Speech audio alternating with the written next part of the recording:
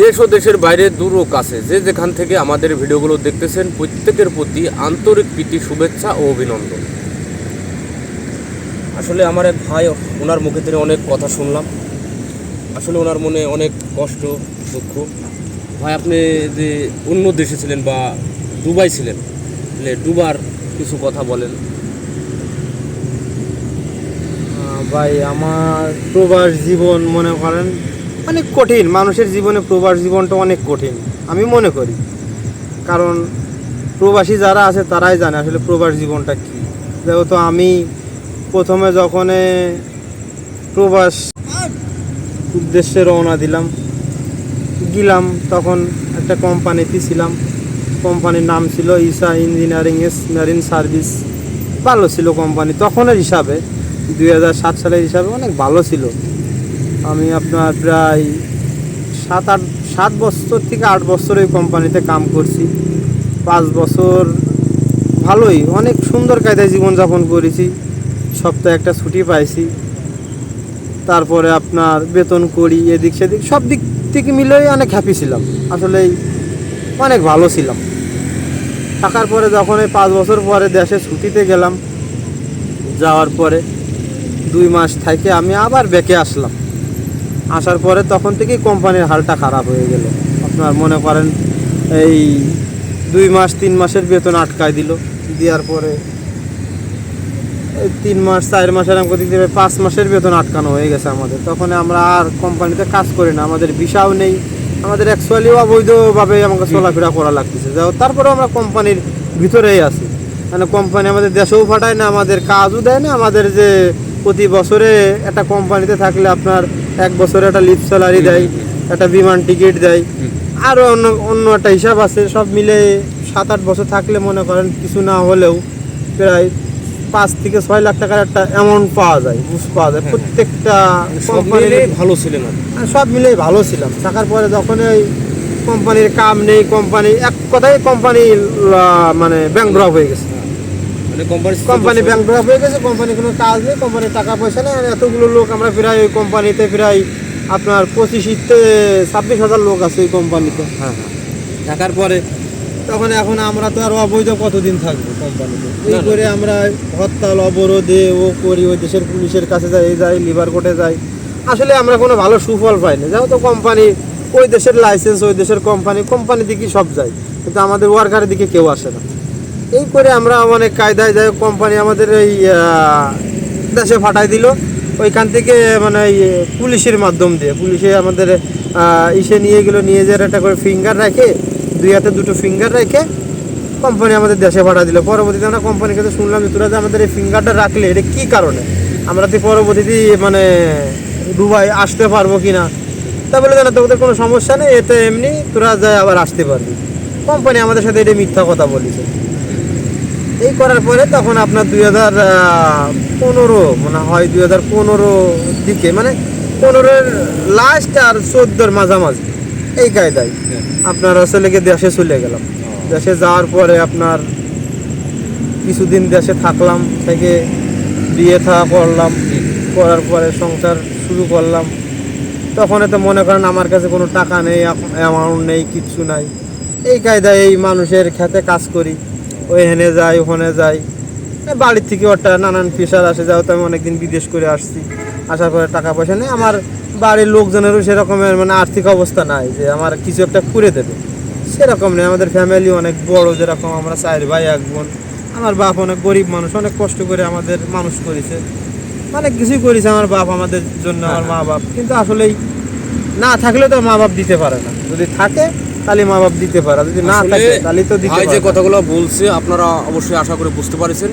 আমি আরেকটু বুঝিয়ে বলি। ভাই দুবাই ছিল, আসলে খুব ভালো ছিল, কিন্তু কোম্পানির পরিস্থিতির কারণে ভাই বাংলাদেশে চলে আসছে। ভাই, আপনি যে চলে আসার পরে যে আপনি অন্য কোনো দেশে যাওয়ার কি প্ল্যান করছিলেন, না ডাইরেক্ট আপনি কোম্পানি আসছেন? আমি তখন মনে করেন ওই দেশে যায় বিয়ে থা করার পরে আপনার আমার একটা ছেলে হলো, আমার একটা বাচ্চা হলো, আমার একটা ছেলে হলো। হওয়ার ওই ছেলেটার বয়স যখন 2.5 মাস, তখন ওরে রাখে আমি আবার মালয়েশিয়ার উদ্দেশ্যে রওনা হলাম। মানে মালয়েশিয়ার উদ্দেশ্যে কীরকম, আমার বোন ছিল, বোনের এক চাচা শ্বশুর ছিল মালয়েশিয়া, তারে ধরে আমি আসলে যাই হোক, সেই agent ধরে এজেন্ট ধরে আমি আসলে মালয়েশিয়া যাওয়ার উদ্দেশ্যে রওনা দিলাম। তখন তারা আমারে বললো যে সমস্যা নেই, এই কায়দায় আসতে হবে। কিন্তু তারা আমারে কখনোই বলেছিল না যে পানির পথে সাগর পথে আসা লাগবে, তারা বললো না বিমানে এই কায়দায় আসা লাগবে। আমি সেই উদ্দেশ্য করে তখন ঢাকায় গেলাম। ঢাকায় যাওয়ার পরে আপনার এয়ারপোর্টে ঢুকলাম। তখন এয়ারপোর্টে 3 বার আমার এয়ারপোর্টেতে ব্যাকে পাঠাই দিল। তখন আমি বুঝলাম এই তো আমি ডুপ্লিকেট কায়দায় যাচ্ছি, কিন্তু আমার তো কিছু করার নেই, যেহেতু আমি টাকা পয়সা দিয়ে দিচ্ছি। হ্যাঁ হ্যাঁ। তখন বাধ্যতামূলক আমি গেলাম। যাওয়ার পরে আপনার ওইখান থেকে মানে এয়ারপোর্ট থেকে আপনার করে নিয়ে মালয়েশিয়া এয়ারপোর্টে নিল। ওইখান থেকে আবার ইন্দোনেশিয়া এয়ারপোর্টে নিল। নেওয়ার পরে আপনার আসলে গিয়ে ওই জায়গা থেকে রিসিভ করে দালালে, ওদের তো দালালের চক্কর, দালাল সব জায়গায় সেটিং থাকে। নিয়ে যাওয়ার পরে আমাদের এক হোটেলে রাখলো, এক ভালো, ওই হোটেলটা ভালোই রাখছিল। রাখার পরে ওই জায়গার থেকে যখন বের করলাম তখনই মনে করেন কষ্টের জীবন শুরু হলো। মালয়েশিয়া যাওয়ার উদ্দেশ্যে কষ্টের জীবন শুরু হলো। কীরকম আপনার আসলে গিয়ে ওইখান থেকে আমি গেলাম একটা গাড়ির ভিতরে, যেমন লরি আছে, লরি চায়ের পাশে দৌড়ে আমাদের মালটানা গাড়ি, ওর ভিতরে আমাকে প্রায় 30 জন লোকের কাভার ভ্যান ওর ভিতরে ঢুকাইলো। ভাই শ্বাসকষ্ট বন্ধ হয়ে যায় এমন একটা পরিস্থিতি। প্রায় 2-3 দিন 3 রাত একভাবে গাড়ির ভিতরে ছিলাম। একভাবে গাড়িতে টানতে টানতে টানতে বাগান নিয়ে যে ইন্দোনেশিয়ার সাগরগুলি নিয়ে গেল। নিয়ে যাওয়ার পরে ওইখান থেকে আপনার দুটো স্পিরিট বোট আসলো। আসার পরে আমাদের বারোই দূরে স্পিরিট বোটে উঠে নিল। নেওয়ার পরে যে সাগরের মাঝখানে উত্তাল ঢেউ, ওই সাগরের মাঝখানে মানে সাগর দিয়ে যাচ্ছে। যার পরে সাগরে প্রায় 5 দিন একভাবে। 5 দিন মানে ভয়ের, মানে আপনার ভাই ভয় তো ওই সময়, আর ভয় কি ভাই, ওই সময় মনে করেন জিন্দা লাশের কি অনুভূতিটা ওই সাগর পথে ভাই টের পাইছি। আমাদের সামনে 2টো লোক, হাড় দুর্বল লোক মারা গেল। ওদের বেলেতে ছুরিতে পেটটা ফাড়ি সাগরে ফেলে দিল। ওদের কোনো খোঁজই নেই, কিটা কোনে যাচ্ছে না যাচ্ছে কোনো, কিন্তু ওই জায়গা থেকে মরে গেলি আপনার লাশ তো লাশ, আপনার মনে করেন ওই একটা হাতের নখ পর্যন্ত পাওয়া যাবে না। ঠিক আছে, আপনি যে মনে করেন যে স্পিরিট বোর্ডে চললেন, যাওয়ার পথে আপনাকে কোথায় নিয়ে গেল? ওইখান থেকে মনে করেন স্পিড বোর্ডে আপনার ওই মালয়েশিয়ার উদ্দেশ্যে নিয়ে গেল। নিয়ে যাওয়ার পরে প্রায় 5 দিন 5 রাত একভাবে থাকার পরে মালয়েশিয়ার কিনারে যে পৌঁছানোর পরে ওইখান থেকে আপনার ওই দালাল সেটিং করা থাকে, তো ওই দালাল আমাদের রিসিভ করে নিয়ে গেল। নিয়ে যাওয়ার পরে এক গোডাউনই রাখার পরে এমনিতে শরীর খেলাম তো, তারপরে আপনার মনে করেন ওই জায়গার দালাল তখন বিড়ি খাতাম ভাই। তখন ওনারা বলতেছি ভাই একটা বিড়ি যদি দিতেন। এই কথা বলার সাথে সাথে উনি আমার মুখে এত সুন্দর করে একটা চড় মারলো ভাই, আমার আজও মনে হয় চড়টা আমার মুখের সামনে লাগে থাকে। তা ওনার ফেসটা আমার চোখের সামনে এখনও ভাসে। আল্লাহর রহমত, আল্লাহর এত বড় দুনিয়ায় যদি কোনো দিন ওর সাথে আমার দেখা হয়, তারপর বাড়ি যশোর, যদি কোনোদিন দেখা হয় তাহলে আমি মনে করেন এই অ্যাকশনটা আমি নেবই। মানে আমাদের এই কষ্ট দেখে পাশের একটা লোক আসে আমাদের একটা সিগারেট দিয়েছিল খাওয়ার জন্য, ভাই একটা খান। ও তো মানুষ না, ওটা জানোয়ারের মতো কাজ করছে। তারপরে ওইখান থেকে যার লোক তার বাইসে নিয়ে গেল। নিয়ে যাওয়ার পরেই মালয়েশিয়া কাজ কাম করতেছি আজকে এনে 5 দিন হনে 10 দিন এই করে যাদের উদ্দেশ্যে গেলাম টাকার ওখানে গেলি পারে মানে এই ঢালাইয়ের কাজই করতাম, কিন্তু এই কাজ করেই বেতন দেয় না, টাকা দেয় না। মাসের পর মাস কাজ করতেছি, বেতন দেয় না, টাকা দেয় না, বাড়িতে চাপ দিচ্ছে, ও দিচ্ছে, নানান কায়দায় একটা চললি বললি। তারপরে জায়গা থেকে কাম চেঞ্জ করলাম, আর এক বসের কাছে গেলাম। ওই বসের কাছে কিছুদিন ভালো ছিলাম, পানির লাইনে কাজ করেছিলাম। ওই বাংলা বস ছিল, লোকটা আসলে ভালো। সেই বসটার নাম ছিল বাবলু, তার বাড়ি যশোর। বাবলু আসলে খুব ভালো লোক ছিল, আমারও অনেক হেল্প করেছে সে, আমি তার কোনোদিন খারাপ বলবো না, অনেক হেল্প করেছে। তারপরে ওই মালয়েশিয়া থেকে কিসের জন্য আবার বাংলাদেশে ব্যাক আসলেন? ভালো ছিল, ওইখান থেকে আসলাম মনে করেন হয়তো ছিলাম অবৈধ। থাকার পরে যখন করোনা যখন প্রথম শুরু হলো, তখনই তো মনে করেন অল বিশ্বে একটা উত্তাপ অবস্থা। কোথাও বেরোনো যায় না মালয়েশিয়া, মনে করেন জায়গায় জায়গায় লকডাউন। আমাদের রুমের থেকে বেরোয় কি সাইডে খাবার কিনে খাবো সেরকম পরিস্থিতি ছিল না থাকার কারণে তখন ওই দেশের সরকার একটা সুযোগ দিয়েছিল যে অবৈধ লোক যারা আছে তারা ট্রাভেল করে দিয়েছে, তারা দেশে চলে যেতে পারেন। সেই কায়দায় আমি আর আমার এক স্বাস্থ্য ভাই ছিলাম, ওই কায়দায় আমরা দেশে চলে আসছি। ভাই কথাগুলো বলছে আসলে সবাই বুঝতে পারছেন। ভাই মালয়েশিয়ায় আসলে শেষ পর্যন্ত ভালো ছিল, কিন্তু করোনার জন্য সে দেশে চলে আসছে। ভাই আপনি মালয়েশিয়া থেকে আসার পরে বাড়ির থেকে অন্য কোনো দেশে যাওয়ার প্রস্তুতি নিচ্ছেন কিনা এটা একটু বলেন। না ভাই, তখন মনে করেন আমি অন্য কোনো দেশে যাওয়ার প্রস্তুতি নিছিলাম না বললে ভুল হবে। তখন সেরকম কোনো মন মানসিকতা ছিল না যে আমি নতুন করে আবার কোনো দেশে যাব। কিন্তু যখন আমি দেশে আসলাম, আসার পরে আমার তো কোনো ক্যাশ পাতি ছিল না, কোনো টাকা পয়সা ছিল না। যে জায়গায় গেছি সেই জায়গায় শুধু মায়েরই খাইছি, কোনো টাকা পয়সা অ্যামাউন্ট গুছাইতে পারে। যতটুকু গুছাইছিলাম আমার ঘর বাড়ি করেছিলাম, এদিক সেদিক অভাবে সংসারে সব দিক থেকেই চলে গেছে। আমার আসলেই হাতে কিছু ছিল না। তখন আমি ওই করতে করতে আমার একটা ছেলের পরে একটা মেয়ে সন্তান যখন হলো, মেয়েটা হওয়ার পরে তখন মেয়ের বয়স আপনার 3 থেকে 4 মাস এরকমের সময় আমি আসলে আবার মনে করলাম যে এভাবে তো আমার জীবন চলবে না। মানে আমি অনেক টাকা ঋণগ্রস্ত, আসে দেশে কর্ম করে খাতে একটা গাড়ি চালাই, গাড়ি কিনেছিলাম, তাও মানে সেরকম ভাড়া বুঝতে হয় না, সুবিধাজনক না, সুবিধাজনক না। তারপরে মনে করেন আমি মনে মনে ভাবলাম তখন আমি সংসার আলাদা, আমার সংসার আলাদা। তখন আমার বউর সাথে আমি একটু পরামর্শ করলাম, দেখো এভাবে তো জীবন চলে না, তা আমি আবার বিদেশ যাচ্ছি, তা তুমি কি বলো? তা আমার বউ আসলে কোনো কায়দায় রাজি না আমার বিদেশ আসতে দেওয়া যাবে। তারপরে আমি ভাবলাম যে না, আমার বিদেশ যাওয়াই লাগবে। মনের ভিতরে একটা জেদ উঠে গেল। উঠে যাওয়ার পরে তখন মনে করলাম আগে দুবাই ছিলাম, তাহলে আবার নতুন করে দুবাই যাওয়ার একটা পরিকল্পনা করি, দেখা যাক কি হয়। তা আমার পাশের গ্রামের একজন একসাথে গাড়ি চালাতাম, সে আবার ওই দুবাই থাকতো, তার সাথে কথা বললাম। বলার পরে ঠিক বসে আমারে বললো যে ঠিক আছে ভাই, আমি একটা অফিসের নাম বলে দিছি, তুমি অফিসে যাও। মেট্রো, ঢাকা মেট্রো এর অফিসটার নাম হলো মেট্রো অফিস ঢাকা। এটা কত নাম্বারের জন্য নাম্বারটা আমি ভুলে গেলাম, যাই হোক সরি। তা ওখানে গেলাম, যাওয়ার পরে ওই যে এজেন্টে আমার আছে লোকে কাগজপাতি সব কিছু ওকে করে দিল। দেওয়ার পরে আমার ইন্টারভিউতে পাস হলাম। আপনার ওই যখন দুবাই আমি চলেও গেছি, দুবাই ইমিগ্রেশন যখন করাস করবো, তখন মনে করেন যাচ্ছে লোকে আমার ওই তখন মনে করেন মানে কত টাকা খরচ হয়েছে পরে আপনি এটা বলেন। ওইখানে যাইতে আমার 4.5 লাখ টাকা মতো মনে করেন অ্যামাউন্ট গেছে। আমার প্রায় 4 লাখ টাকা দালালের গেছে, আরও নিজের একটা খরচ ছিল, 4.5 লাখ টাকা মতো মানে আমার একটা অ্যামাউন্ট গেছে। কিন্তু আমি ওই জায়গায় ইমিগ্রেশন করাস না করতে পারে, আবার ওই জায়গা থেকে আমার ব্যাকে আসা লাগিছে। ব্যাকে আসার পরে বাড়ি এসে মনে করেন তো আমার তো আর কিছু নেই, আমি একদম নিঃস্ব। আসলে ভাই যে কথা, এই ভাই 2 দেশ থেকে ঘুরে আসার পরে আর্থিকভাবে পঙ্গু। আসলে ভাই বিষয়টা আছে কি দেখেন, আমি যতটুকু জানি, মধ্যবিত্ত যারা ফ্যামিলির লোক যারা আছে, এই আমার জায়গায় আপনি হন, আর এক ভাই হন, যেই হন, এই জায়গা মনে করেন প্রত্যেকটা মানুষই কিন্তু একই পরিবেশ হয়ে যায়। এত দূর জায়গার দেশ থেকে আমি ফিরে আসার পরে আমি প্রায় 7 থেকে 8 লাখ টাকা ধরা খেয়ে গেছে এইখানে। আবার নতুন করে মনে করেন আমি দেশে যেও কিছু করতে পারতেছি না, আবার নতুন করে একটা দেশে যাব, বাড়ি ফ্যামিলির কাছে বলবো, কেউ মনে করেন আমার কথা কোনো গ্রান্টেড নিচ্ছে না, কেউ বলতেছে না। আসলে আমার সংসারটা কীভাবে চলবে, আমার দুটো বাচ্চা আল্লাহ পাক দিয়েছে, তাদের আমি কিভাবে মানুষ করবো, এই নিয়ে অনেক টেনশন, অনেক চিন্তা ভাবনায়।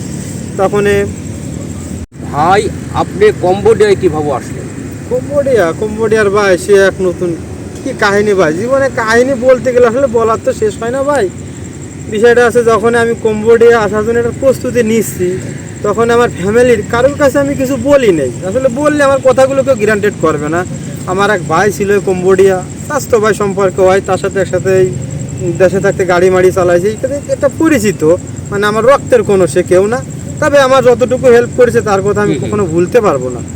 যে আমি যখন কম্বোডিয়ার উদ্দেশ্যে পাসপোর্ট, যখন ওনার সাথে কথা বলার পরে বললাম যে ভাই আমি এরকম দুবাই আবার নতুন করে যাতে যে মায়ের খাইছি, মালয়েশিয়াতে মায়ের খাইছি, আমি আর্থিক খাতে অনেক দুর্বল হয়ে গেছি, আমি আসলে এই সংসার চালাতে পারতেছি না, আমি অনেক টাকা পয়সা ঋণ দিনা হয়ে গেছি। তো এখন কি করতে পারি? আমি তো কম্বোডিয়া আসার একটা পরিকল্পনা করতেছি, আপনি কি করেন? তার কাছে কম্বোডিয়ার আমারে বলতেছে কম্বোডিয়ার পরিবেশ, সত্য কথাই বলিস আমারে, যে এই পরিবেশ, এই কাজে দেশে কোম্পানি নেই, এ নেই, মানে যেগুলো কম্বোডিয়া রানিং চলতেছে সবগুলো সত্যি কথা আমার কাছে বলিছে। বলার পরে বলতেছে আমি তখন তো পরিস্থিতির শিকার ভাই, আমার যে কোনো এক দেশে পাড়ি জমাতেই হবে, তা না হলে তো আমি দেশে থাকলে দিনালারাই আমার আসলে মাইরে ফেলে দেবে। হয় আমার হয়তো 20টা আত্মহত্যা করা লাগবে, তা নাহলে ঘর বাড়ি জায়গা জমি, আমার তো জায়গা জমি কিছুই নাই। আমার বাপের হয়তো মনে করেন 25-26 শতক জায়গা আছে, বাড়ির পরে আমরা 4 ভাই, তাছাড়া আমার বাপের কোনো মাঠার সম্পদ নাই। ওই পরে মানে এতটুকু জায়গা মনে করেন ওইখান থেকে যদি আমি 4-5 শতক জায়গা যাই পাই, ওইটুকু যদি আমি বিক্রি করে দিনাদিক শোধ করি, তাহলে আমার তো আল্লাহ পাক দুটো বাচ্চা দিয়েছে, এদের কীভাবে মানুষ করবে, এই নানান চিন্তা ভাবনা করে ভাইয়ের সাথে যোগাযোগ করার পরে বললো ঠিক আছে তাহলে তুই পাসপোর্টটা দে, আমি দেখি তোজনে কিছু করতে পারে কিনা। আমি আমার ফ্যামিলির কোনো লোকের আমি তখনও জানাই নেই। তখন আমার একটা বোন ছিল, ও আবার সবসময় জন্য আমার সাপোর্ট নিয়ে কথা বলতো। ও জানতো যে দিনার কি যন্ত্রণা, কারণ ও অনেক প্যারা গেছে ওর পাতে। আমি একসময় এমনও দিন গেছে আমার ওই বোনের সংসার আমি নিজে একা চালাইছি। আমি যখন দুবাই ভালো অবস্থানে ছিলাম, কিন্তু ও আমার খুব হেল্প করেছে, আমার সাপোর্ট দিয়েছে, তা নাহলে আমি আসতে পারতাম না। আসলে এই বাদ বাকি তো সব আল্লাহ পাকের ইচ্ছা, আল্লাহ পাকের রহমত না থাকলে কোনো কিছু সম্ভব না।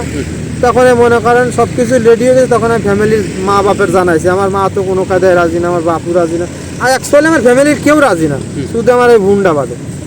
আমি মনে করেন লাস্টে আমার ওই বাপের জমির দলিল যে ছিল ওটা ব্যাংকে জমা দিয়ে 2 লাখ টাকা নিছি।